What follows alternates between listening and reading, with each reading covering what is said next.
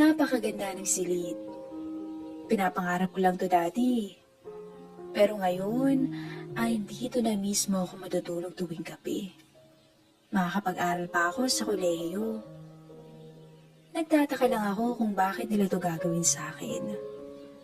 Marami akong tanong kay Steph. Pero ang sabi nila na lang ay unti-unti ko rin yung malalaman. Basta daw ngayon ay mag-adjust muna ako sa bago kong buhay. Kinuha niya ang bag ko at inilagay sa isang sulok ng kabinet. Nakasing laki ng buong pader ng barong-barong ko. Hindi mo na kailangan ng mga luma mong damit. From now on, ay ang mga nandito na lang sa kabinet ang gagamitin mo. Karamihan dito ay bago, at ang iba naman ay ayaw ng suotin ni Rico. May sarili kang CR dito, so clean up. Dinner will be served at 15 minutes. Kaya dapat nasa baba ka na by then, okay? Humalik pa siya sa labi ko at umalis na ng silid. Tumingin ako sa kabinet at nalula ako sa nagagandahang mga damit. Kompleto yun mula ulo hanggang paa. Aking lahat to. Natanong ko sa sarili ko at hindi makapaniwala. Luminga ako sa silid. May sofa, speaker, at malaking TV. Kompleto na at pagkain na lang ang wala ay hindi ko nakakailanganing lumabas pa. Nang maalala ko ang pagkain ay nagpunta na ako ng banyo. Matapos yung maligo ay nagsuot na ako ng walking short at isang fit na v-neck shirt. Nagsuklay ng wavy kong buhok at bumaba na. Nahihiya pa akong humarap sa kanila. Pero nakangiti silang lahat sa akin nang abutan ko sila sa lamesa. Kaya naman nawala na rin ang kaba at hiya ko. Come, join us. Sit beside Mika and after dinner, we will have a drink. Siyempre, kaya walang pasok ang dalawang yan. Kaya kahit maglasing ay okay lang. Ang wika ni Steph. Oops, mali, hindi pala pwedeng uminom ng alak si Mika, no? Natapos ang hapunan na masaya dahil sa kaulitan ni Steph at Rico. Napansin ko naman ang medyo pananahimik ni Mika at paminsan-minsang pagtingin sa akin. Inaya nila ako sa likod ng bahay nila at nagulat ako dahil may swimming pool pala sila doon. Hey Mike, you can swim here anytime you want. Kahit wala akong suot, okay lang. Katulad ng ginagawa namin. Matas ang bakod kaya talagang private ito. Wika ni Rico sa akin. Naiintindihan ko naman ang sinasabi niya. Kaya lang ay hindi ko kayang sabihin dahil hindi naman ako marunong mag-English. Naliligaw kayo dito nang walang suot ng sabay-sabay? Tanong ko sa kanya. Yeah, he's right. Kung gusto mo, edi gawin pa natin tonight. Huwag ka nang mahiya, Mike. Masasanay ka rin sa amin. What do you think, guys? Ang wika ni Steph. Sumang-ayon si Rico, pero si Mika ay tahimik lang. Ako naman ay hindi ko alam ang isasagot. Hindi ko maintindihan ang trip nilang magpipinsan at bakit wala rin silang magulang na kasama. Mika, please tell Ate Tessa to bring the drinks here instead. Thanks, utos ni Steph sa pinsan. Nang maiprepare na ng maid ang drinks at pulutan, ay sinabihan siya ni Steph na matulog na at huwag nang gagawi sa pool. Magkahalong kaba at excitement ang nararamdaman ko ng mga oras na yun. Sigurado akong magtatanggal si Steph ng suot, pero ang inaabangan ko ay si Mika. Gagawin niya rin kaya yun? Hindi naman ako nagkamali dahil nag-umpisa na nga si Steph na magtanggal ng damit. Maliban sa kanyang panloob. Gayon din naman si Rico. Tumingin ako kay Mika pero nakatingin lang ito sa akin. At napansin ko na pati rin pala ang dalawa ay nakatingin na rin sa akin. Parang sinasabi na ako na muna ang sumunod na magtanggal. Ganun nga ang ginawa ko. Itinala ko rin ang aking panloob. Si Steph automatic na kinilig nang makita niya ang katawan ko. Si Mika naman ay seryosong nakatingin ngunit sa bandang baba ko naman. Hindi ko naman inaasahan na pati si Rico ay doon rin nakatingin. Pagkatapos ko ay sumunod naman si Mika. Grabe ang ganda niya. Halos tumulo ang laway ko. Napansin niyo ng dalawa at napangiti na lamang sila. Nagharap-harap muna kami sa bilog na lamesa at nagsimulang uminom at magkwentuhan. Nasa Amerika ang parents si Steph at nag-iisa siyang anak. Sa kanya ang bahay na to at ang mga magulang naman ni Rico at Mika ay namatay dahil sa isang plane crash. Kaya naman ang mga magulang na lang ni Steph ang nagtaguyod sa kanila. Minsan sa isang taon kung umuwi lang ang mga magulang ni Steph. At sa hotel pa ang mga ito tumutuloy. Kaya naman para lahat ang gustong gawin ng mga ito ay okay lang. Tinamaan na ako Let's go for a swim guys. Masayang aya sa amin ni Steph. Masayang sumang-ayon naman kaming lahat. Nawala na ang hiya ko sa kanila dahil siguro sa alak o dahil maganda at hindi iba ang turing nila sa akin. Bigla na lang tinanggal ni Steph ang natitira niyang suot sabay talon sa tubig. Kami naman ni Mika ay nagkatinginan at parang nagkahiyaan pa nang makarinig kami ng sigaw mula sa dalawa. Hey! Ano bang tinutunga-tunga niyo dyan? Let's go! Tanggalin niyo na yan! Ang tukso nilang dalawa sa amin. Inalis ko na ang hiya sa katawan ko. Nang matanggal ko na yun, ay napansin kong napatingin sa akin si Mika. Kaya naman medyo may sumaludo sa aking kaibabahan. Ikaw naman, ang sabi ko kay Mika. Ngumiti lamang ito sa akin. Nanuyo ang lalamunan ko bigla nang unti-unti kong makita ang kanyang kagandahan. Dito na tuluyang may nabuhay ay tumuro pa sa kanyang direksyon. What did I tell you, Mika? Isn't it handsome like the owner? Ang sigaw ni Steph. Naiya naman ako, kaya hinawakan ko ang kamay ni Mika at tumalo na rin kami sa tubig. Masaya kaming nagtampisaw sa tubig. Hindi ko akalain na ganito pala sa bahay na to. Tama nga ang hinala ko noon na may kakaibang nangyayari sa bahay. Punong-puno ng tawanan ng gabing yun. Nagpaalam ako para umihi. May CR kasi sa gilid ng pool at doon ako nagpunta. Pagbalik ko ay nagulat ako sa tagpong nakita ko. Hindi ako makapaniwala na nagagawa nila ang ganitong klase. Alam naman nila na makikita ko sila paglabas ko pero ginawa pa rin nila. Naisip ko na malamang ay may plano sila na isama ako.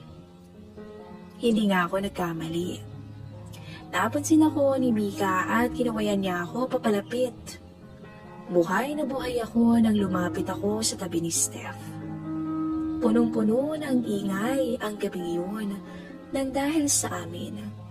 Gulong-gulo pa rin ako sa nangyayari pero nag-e-enjoy ako lalo na sa magandang katawan ng crush kong si Mika na kitang-kita ko.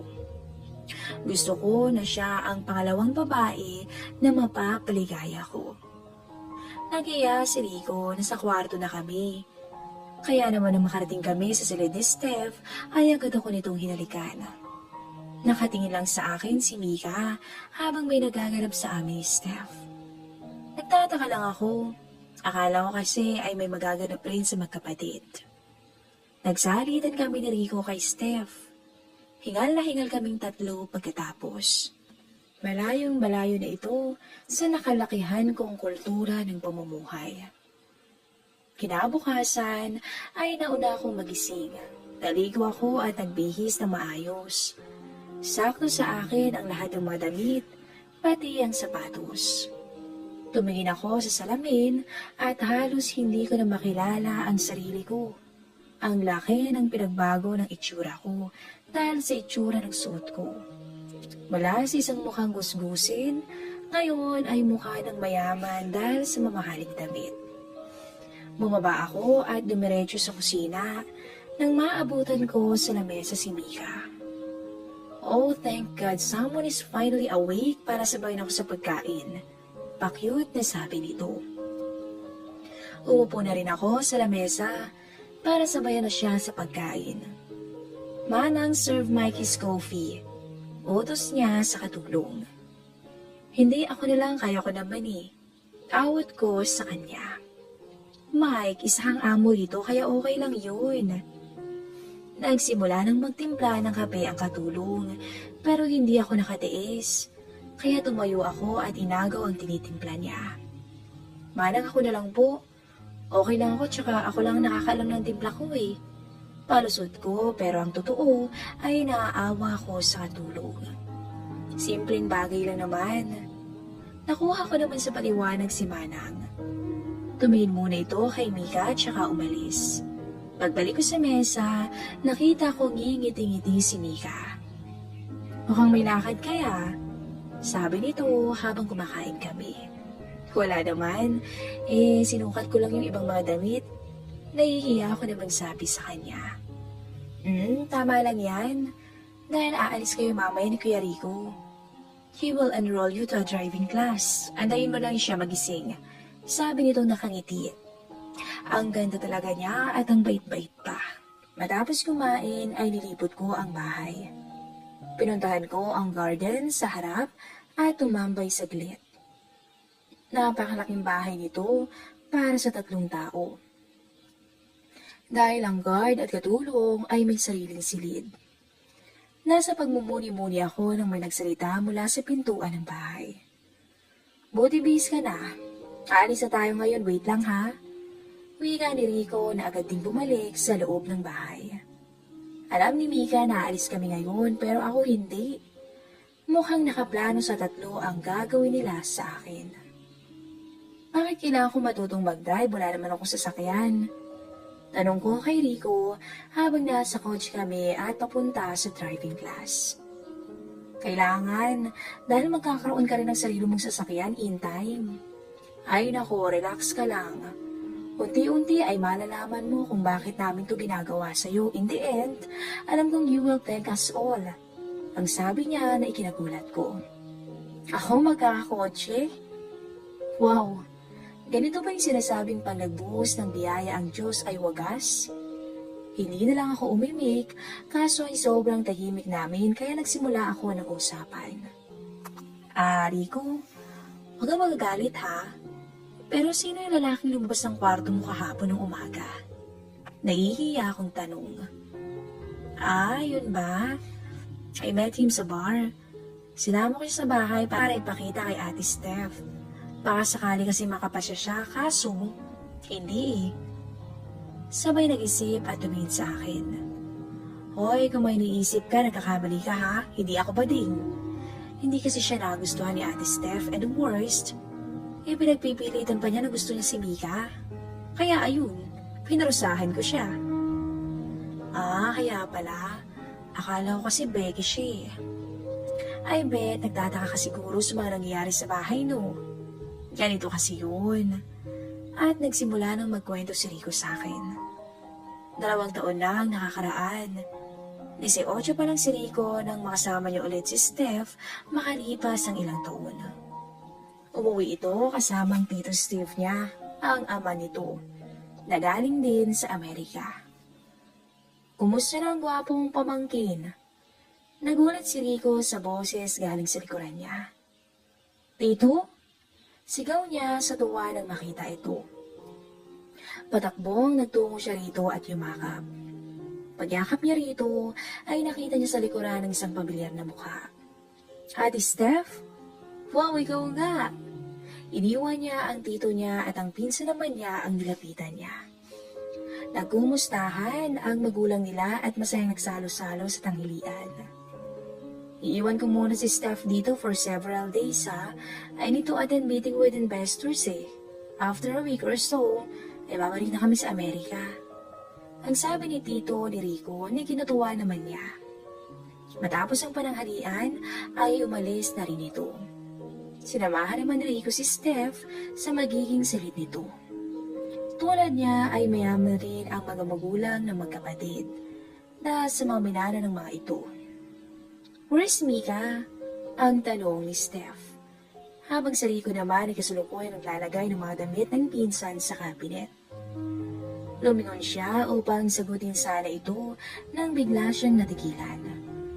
Nakita niya kasi na nakapanloob na lang ang ate Steph niya habang nagpapalit. Oh, don't tell me hindi ka pa nakakita ng ganitong babae ha? Wika ni Steph. This is kind of common in the States. Wika pa nito na natatawa sa reaksyon ng pinsan. Ha? Dito kasi hindi naman ganyan eh. Ang wika ni Rico nang biglang lumapit sa kanya si Steph. I'll wait for you mamayang gabi ha? Sabi ni Steph at umalis ng kwarto sabay hilikan siya sa pisngi nito. Nang buksan naman ni Steph ang pinto ay sinalubong siya ng yakap ni Mika.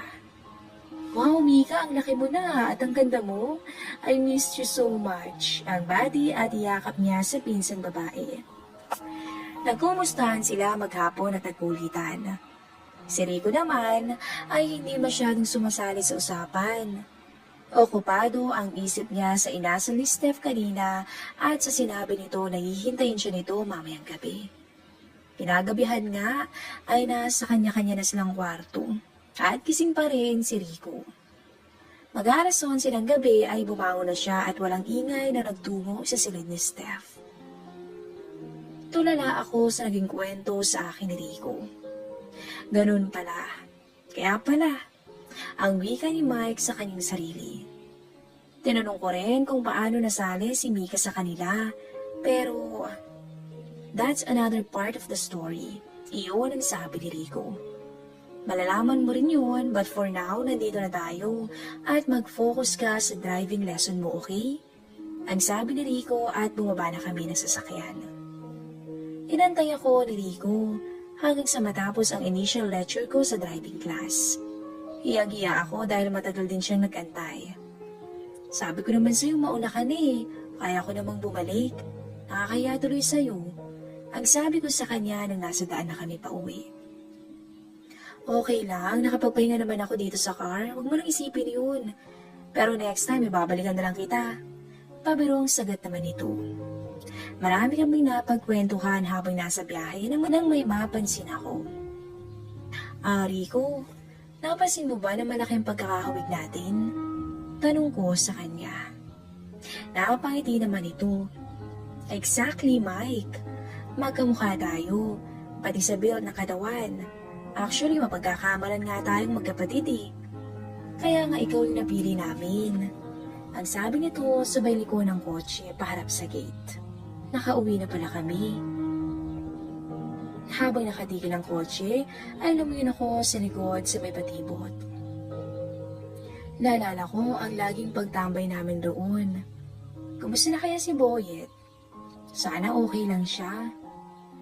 Napatigil ang pag-iisip ko nang bumukas ang gate at pinasok na ni Rico ang kotse.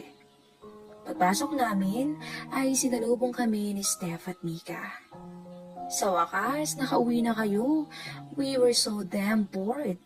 Sabi ni Steph, sabay halik kaagad sa labi ni Rico. Parang wala kami ni Mika sa harapan nila kung paano sila maghalikan. Maya-maya pa, ay nagpaalam na si Steph at Rico na akyat muna sa taas. O paano, akyat muna kami ha? Sumunod na lang yung gustong makijoin sa inyo. Ang wika ni Steph sabay kindat sa akin at umalis na silang dalawa ni Rico.